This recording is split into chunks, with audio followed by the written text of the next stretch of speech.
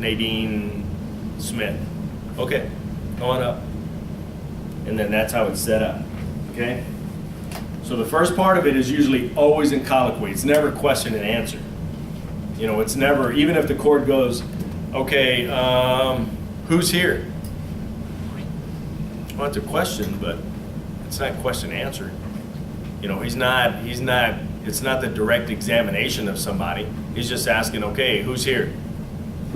You know, and everybody, you know, you have to be ready because every judge does it different. You know, and I still have judges that come and sit in for my judge and they're just like, okay, what are we here for? God, we didn't even style the case or anything. Well, he or she's not used to styling the case. What are we here for? Let's get started. We're here for trial. All right, call your first witness. Well, Judge, we object. Well, we're set for trial. Let's just go. You know, you just start writing. You know, and my judge, I always know when to go on the record because we have an understanding. And you'll have that understanding with your judge or, you know, the attorneys you take depositions for because they're going to say, okay, you ready? Yeah.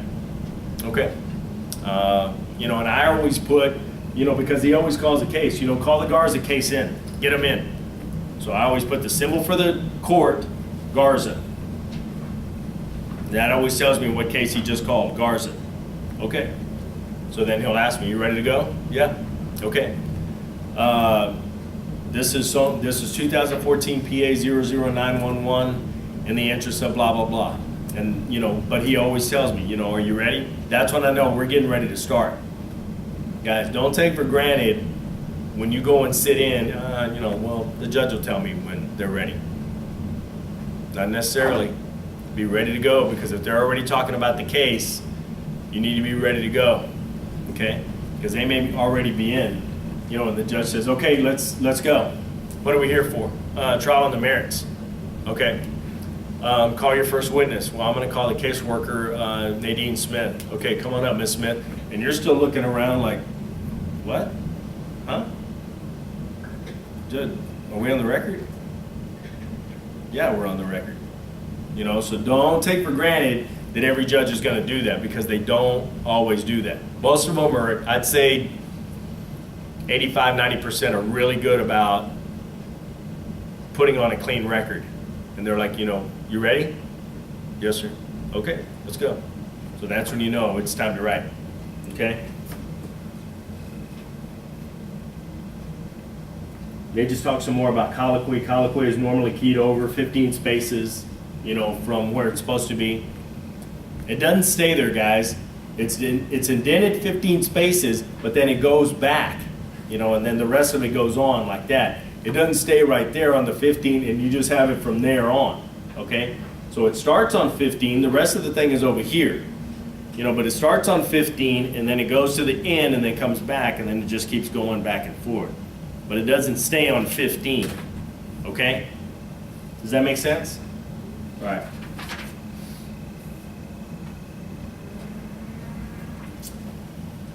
When a witness first appears in a transcript, he or she usually is sworn in and her name will appear in the proper setup for a witness.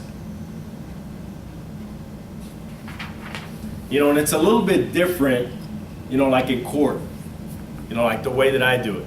Because I'll say, okay, we want to call Nadine Terry or Nadine Smith. Okay.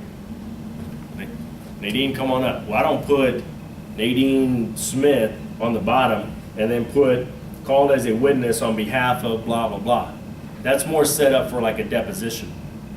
Okay, I just set it up, you know, direct examination by Mr. So-and-so, question, please state your name for the record. Answer, Nadine Smith. So I don't put, you know, witness was first duly called and whatever. That's more set up for a deposition. Do you Okay? think that they were sworn? Oh yeah. Oh yeah. Very important. Very, very important. And the judge will usually say it. You know, okay, Ms. Smith, raise your right hand. You know, and he always says the same thing. You know, raise your right hand to be sworn. So I do raise, and it puts that whole little phrase in there. Raise your right hand to be sworn. So the only thing that may be different is, please, Raise your right hand to be sworn, please. Or please raise your right hand to be sworn. It's usually, but usually he says the same thing. So I do raise, raise, sworn, sworn. So it's going to be, the court. And he's right here, and it's the court. And then I do raise, raise, which is, please, or raise your right hand to be sworn. Okay? And then I do sworn, sworn, which is whereupon witness was first duly sworn to tell the truth. So raise, raise, sworn, sworn, puts it in there. Ready to go. Then I do dram, dram, boom, speaker identification, question, so it's all in there. So now you have direct, by, Mr., question. So you've done, if you do it my way, you don't have to do it my way, you can do it whatever they say. My judge usually says the same thing every time. So I do raise, raise, sworn, sworn, dram, dram, speaker identification, question. Ready to go. And all of that gets set up like that. Easy. Very easy. Okay? And you'll know, when you go sit in, or, if you get a court job or whatever, you go take depositions, you're going to know how to do your setup then. But you're not going to take the depositions of the same lawyer every time. Pretty unlikely that one client is going to be the only guy that you take depots for. No. So everybody does it different, okay? Like my judge, I can almost predict what he's going to say almost at any given time because we've done it so long, so I know what to expect from him. When other judges come in, I have no idea. So I'm usually on my toes. It's like, I don't know when we're going to go on the record, go off the record, whatever. And, so you always have to be ready, okay? And that's the way the setup is. Direct examination, centered by Mr. So-and-so, question, boom. Reporter certificate. The last page to appear within a transcript is a certificate, dated and signed by the court reporter who took the matter.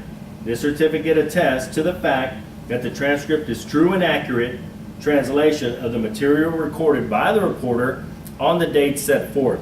The certification page is not the same as pages that contain questions that were certified.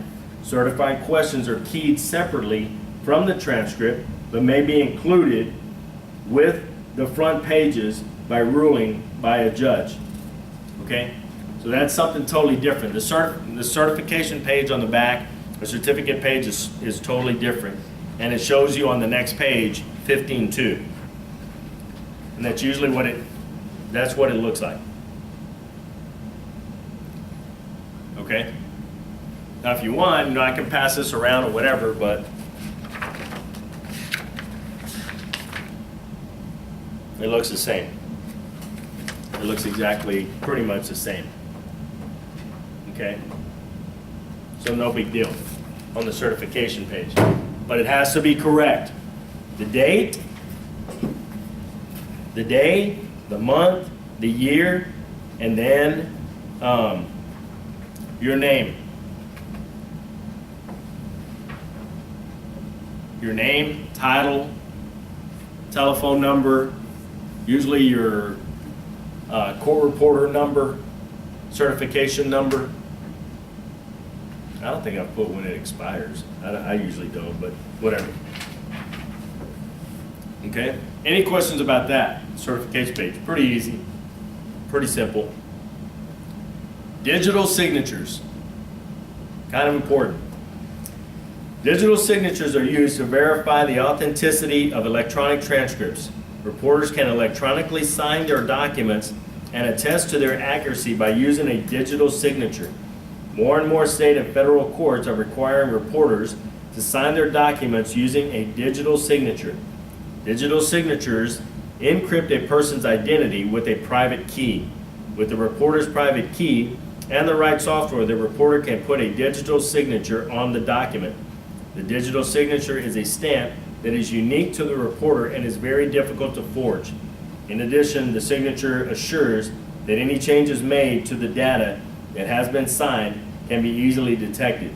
More information on digital signatures can be found in chapter 36. And we'll talk about it more then, I guess. But, you know, usually what mine is just, it's an S with this, you know, and then it has your name, you know, David R.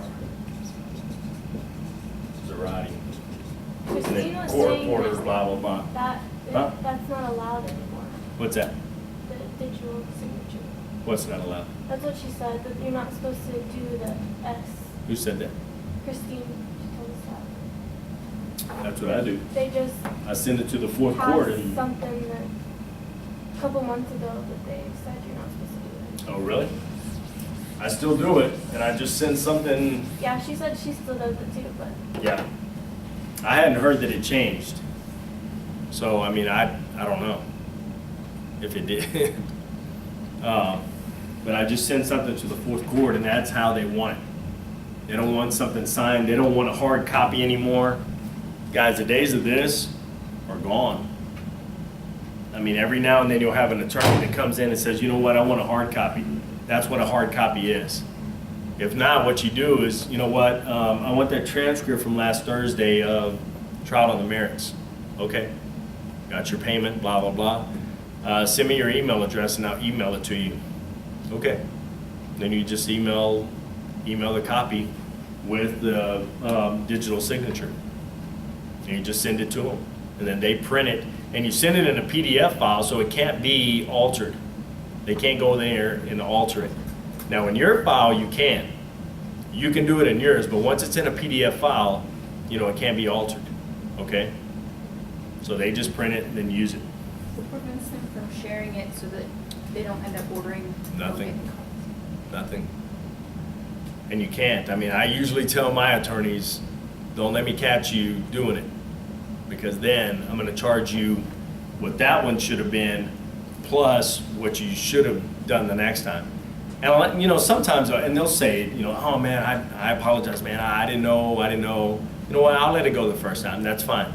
Don't do it again. Don't let me catch you doing it again. And they're always gonna do it. They're always gonna try to do it. And attorneys do it all the time. You know, and they're like, hey, you order the original and then we'll split the cost. You know what? You don't work for free. I don't work for free. You know, it works the same way, okay? And you probably got that money up front. Now, whether they did or not, and I've called some attorneys out on it. Now, whether, you know, it was the right thing to do, I don't know. But you know what? You probably got paid for that transcript. You know, probably told them you paid for that transcript, and then, you know, for the preparation of the transcript, reading the transcript, so you're getting paid for it. Why shouldn't I get paid for it? You know, so, but I mean, you can't. I mean, you know, there's nothing you can do. You know, if they want to share it, you know, I guess they can, but it's your work product. I worked for a municipality, and we did our minutes, the court reporter did our minutes. And she always gave me the 10 copies, and then the CD was sent to me 2 weeks afterwards. But we had the attorney made out something where, because somebody can come in and request a copy of those minutes. Yeah. And we would certify it, that those, as city secretary, you have to certify them that those were the official. So there was something that they typed up that we could make copies only after we paid for our 10 copies, had one original, and the agreement was also that she signed each and every page. We could not take an electronic signature at all. Yeah. Because she had done that at the beginning, and we're like, she can't do that.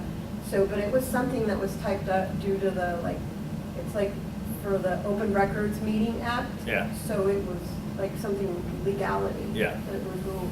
I mean, we made copies of it. At the end, we could still make copies. But you've already paid for 10 copies, so, So she okayed it. I mean, Yeah. She was like, and gave us a CD. yeah.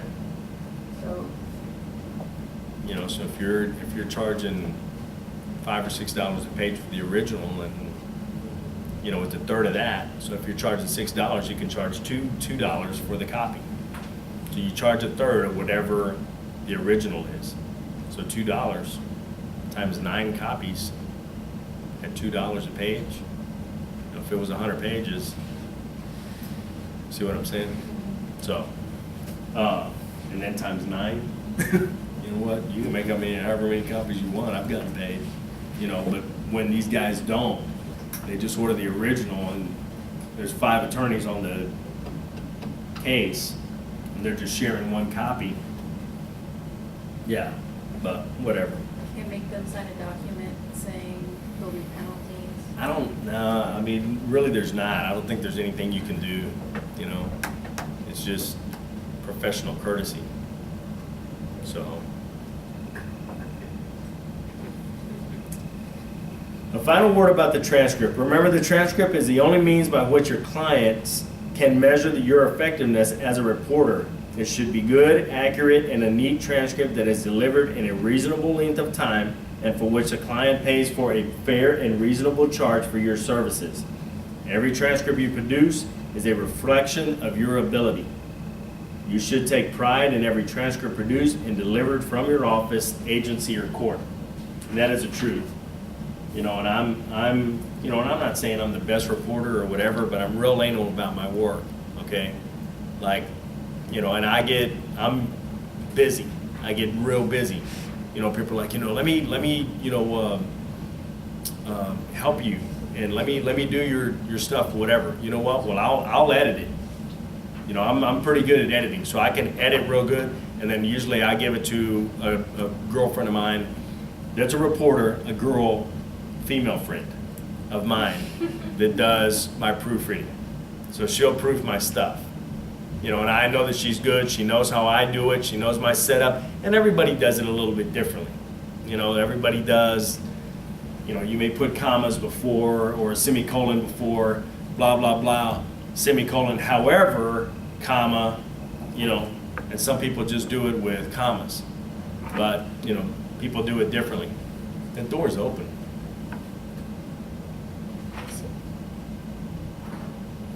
So, you know, everybody punctuates a little bit differently, so, you know, that's why I say, you know, trust the person that's doing your work, okay? How to invoice and deliver the transcript, okay? We're gonna discuss in detail the proper method of assembling a transcript for delivery, list and explain the 3 essential qualities of a good transcript, explain the difference between a deposition transcript and a court transcript, and explain in detail 3 different ways of estimating the cost of a transcript. So assembling the transcript. One of the most rewarding aspects of being a court reporter is to hold in your hands a completed transcript of a job that you recorded, to watch it progress from its inception until the day that it is signed, sealed, and delivered. Perhaps even more rewarding, of course, is the day that you hold your hands for the paycheck, your financial remuneration for the job well done, okay? And it is, guys. Once you do that job and you get paid for it, then you see, you know what? That's what all that hard work was for. That was working till midnight or 1 in the morning, you know, to get that job out because that attorney wanted it the next day. And you had to work and you had to work and you had to work, and it just, man, I'm tired. I'm tired, but I've got to get it done. You know, and it's like, oh, I finally got it done. You know, when that paycheck comes, that's when you see, you know what, it was worth it. It was. So that's what the reward is. After the transcript has been created, edited, proofread, and printed, the next logical step is to put it all together and bind it in for invoicing and delivery. Transcripts are now printed on letter quality, high-speed laser printers on good quality transcript paper. Some states allow for the insertion of exhibits within the bound transcript, while others use a separate binding for the exhibits. You know, now, you know, especially like in court, you know, in a court and, you know, a case gets appealed, I mean, like all of the hard exhibits, everything is done paperless now. You send everything by computer. Everything. I mean, the 4th court doesn't want one piece of paper. I mean, even if you ask for an extension, you have to do it on a piece of paper. You fill out the piece of paper, then you photocopy it onto your computer, and then you have to send it to them through an e-file. So you e-file everything. The transcript, the exhibits, extensions, all of that stuff is e-filed now. They don't want any paper, zero. How does that work if you get something that's kicked back? You know, when you go and you file something at court Mhm. and it's close to 3 o'clock and you want to file it, you know, right at 3 o'clock, how does that work? Because, you know, right, physically, they can say, no, we're not going to stamp it or whatever because it's missing this and this and that. Yeah. How does that work? Um, Just kick it back after hours or? Yeah, I guess so. I mean, I guess if you file it wrong, they'll let you know. But, you know, for the most part, I mean, you know, you kind of know how to do it after a while. So it's like, you know, just the way that it's done. So, yeah, if you do it wrong, they'll let you know. Trust me, they'll let you know. They'll call you. You know, and it may not be that day, you know, especially like if you're doing it to the Fourth Court of Appeals. And I did do it wrong one time. And like if you go in, if you ever see, and it's called the Thames reporter, the Thames record submission, and you submit it to the courts of appeal. So you have the First Court of Appeals, Second Court of Appeal, Third Court of Appeal. Here in San Antonio is the Fourth Court of Appeals. And it handles different regions. So it's not just Bexar County, it's some of the surrounding counties here. So they're getting different stuff from different reporters, not just from Bexar County, okay? So when you go in, you click this little box and it brings down this little thing and you select whatever court it's gonna be filed in. Well, I was just going so fast, I've done it so many times that I delivered it to the Third Court of Appeals. And I just thought, you know, once you put it in, you know, if it doesn't have the right information, then it'll kick you back. You know, because if you don't answer every little box, it tells you you don't have enough information in here. You need to put this information, what court it was in, what county it was in. You know, so if it's Bexar County, you know, you would think that that's not in the 3rd Judicial District.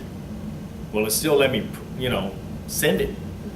So the guy calls me from the 3rd Judicial District Appellate Court and said, hey man, you filed this thing.